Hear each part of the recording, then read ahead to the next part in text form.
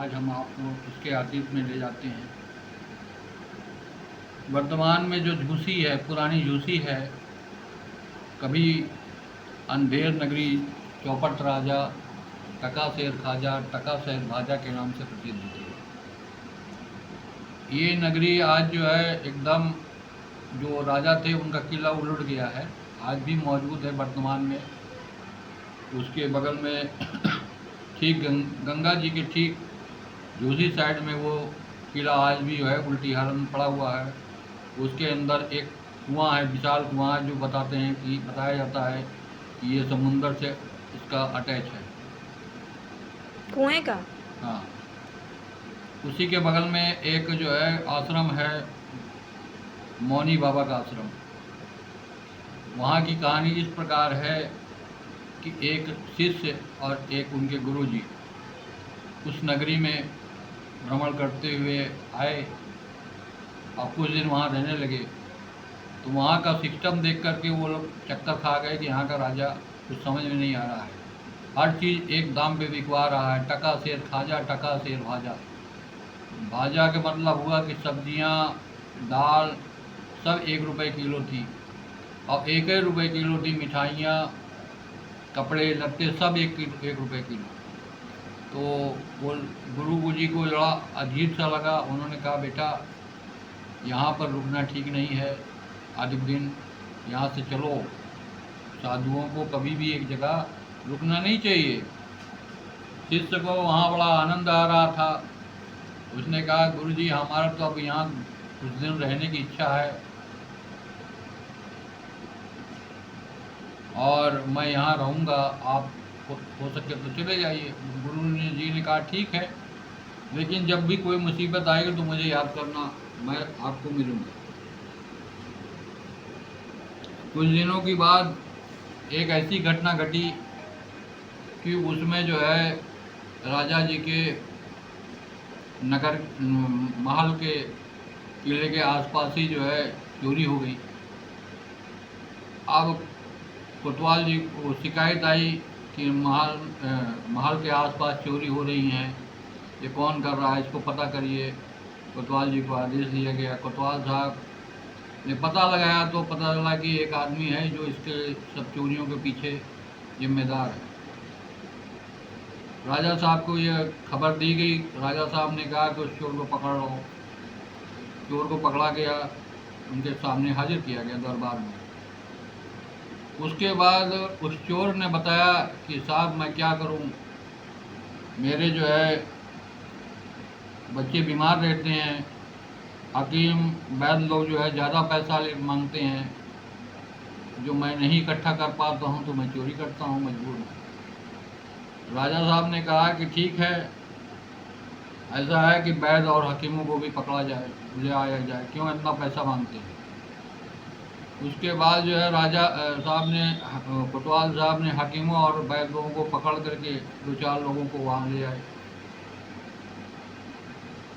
और उनसे दरबार में उनको हाजिर किया गया। राजा साहब ने उनसे पूछा कि भाई आप लोग इतना महंगी फीस क्यों लेते हो, गरीबों को क्यों सताते हो, हमारे नागरिकों को। वो बोले, महाराज हम क्या करें, ये किसान लोग जो है जड़ी बूटियाँ इतना महंगे दर पे देते हैं कि हम लोगों को मजबूरन में ये पैसा जो है ज़्यादा देना पड़ता है। राजा ने कहा ठीक है, किसानों को पकड़ा जाए। किसान को पकड़ के लाया गया, उनको छोड़ दिया गया। अब किसान जो है परेशान कि भाई हम तो लोग तो मेहनत करते हैं, हम लोगों को बहुत सारे धर्म कर्म करने होते हैं, बहुत सारे साधु लोगों को भिक्षा देना होता है, खिलाना होता है, हमारी भी तो कुछ आमदनी होना चाहिए, हम मेहनत कर रहे हैं, कोई किसी से लूट नहीं रहे हैं। राजा ने कहा कि ऐसी बात है तो ठीक है, इन लोगों को छोड़ो, साधुओं को पकड़ो, वो लोग क्यों नहीं कुछ काम धाम करता है, सब फ्री में मुफ्त में खाता है, हाँ, तो उनको पकड़ा जाए। अब साधु के जब नंबर आया तो 4-5 साधु और वो शिष्य के भी पकड़ लाए सैनिक लोग। अब उस शिष्य आया तो उसको घबराहट हुई कि अभी तो राजा ने पकड़ लिया, अब क्या होगा। उसने अपने गुरु जी को याद किया। अब चूँकि गुरु और शिष्य का मामला था उनको कुछ ज्ञान था। गुरु जी को स्वयं जो है चल करके आए अपने शिष्य के पास कि बेटा ये मैं तुझसे पहले ही कह रहा था कि यहाँ ठीक नहीं है, यहाँ कभी भी राजा अपने विवेचना अनुसार चल नहीं रहा है, सब चीज़ें उल्टा सीधा कर रखा है, तो इसके नियम बड़े अटपटे से हैं। अब तेरी और मेरी जान इसी में बच सकती है कि हम लोग को कोई प्लान करें, कुछ वो करें, तब जाके हमारी जान बच सकती है, नहीं ये हम लोगों को फांसी चढ़ा देगा। अब जो है राजा साहब के यहाँ गुरु शिष्य दोनों को पेश किया गया और उसमें बहुत सारे नकली साधु भी थे जो साधुओं को वेश बना रखे थे।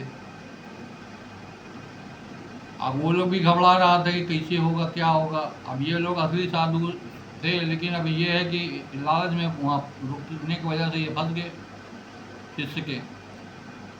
तो गुरु जी ने कहा कि देखो तुम भी कहना कि मुझे फांसी पे चढ़ाओ और मैं भी कहूँगा फांसी पे चढ़ाओ, तो राजा जो है इसमें ज़रूर झकमारी करेगा और हम दोनों को नहीं चढ़ाएगा, क्योंकि उसका कहना है कि एक कोई न कोई कारण होता है किसी न किसी घटना घटने से, तो सबको छोड़ देता है, वो पकड़ता है कारण वाले को, तो हम दोनों को एक साथ नहीं चढ़ाएगा फांसी।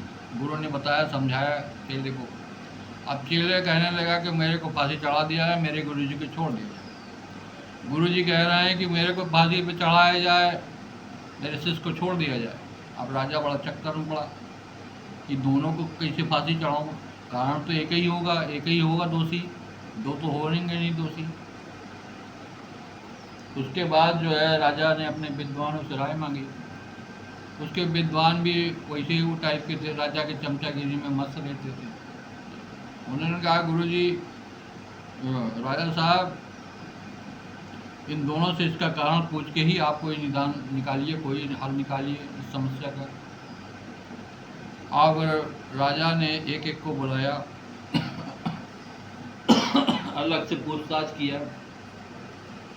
गुरु कह रहा है कि इस चोरी के मामले में जिसकी भी फांसी होगी वो जाएगा सीधा स्वर्ग, इसलिए मैं मरना चाहता हूँ, इससे अच्छा मौका अब नहीं मिलना है मेरे को।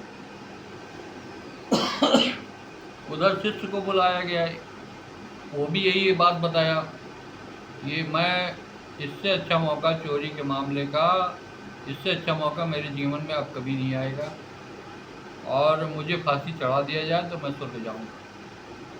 अब राजा सोचने लगा कि इतनी बड़ी बात हो रही है, मुझे पता नहीं, मैं ही क्यों ना फांसी पे चढ़ जाऊँ कि स्वर्ग पहुँच जाऊँ जल्दी, और इससे अच्छा मौका मुझे भी नहीं मिलेगा। राजा ने बुलाया सारे मंत्रियों को, सारे जनता को, बोले ऐसा है कि मैंने निर्णय लिया है कि मैं फांसी पे चढ़ूँगा, मैं राजा हूँ यहाँ का, मेरे राज्य में इस तरह के दुष्कर्म होंगे उसका जिम्मेदार मैं हूँ, इसलिए मैं स्वर्ग जाना चाहता हूँ और इससे अच्छा मौका नहीं मिलेगा, इसलिए इन दोनों को छोड़ दिया जाए। और राजा जो है खुद फांसी पे चढ़ गए। इस तरीके से इस कुशासन का अंत हुआ।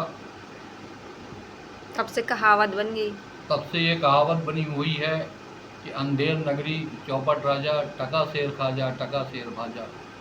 ये राज्य आज भी विद्वान है, उनका किला आज भी विद्वान है, लेकिन वो किला जो है आज उलट गया है। बताते हैं पुरानी झूसी में, ये गंगा जी के किनारे पर ये स्थित है, आप लोग उसको जाकर देख सकते हैं, उसके बारे में जानकारी प्राप्त कर सकते हैं।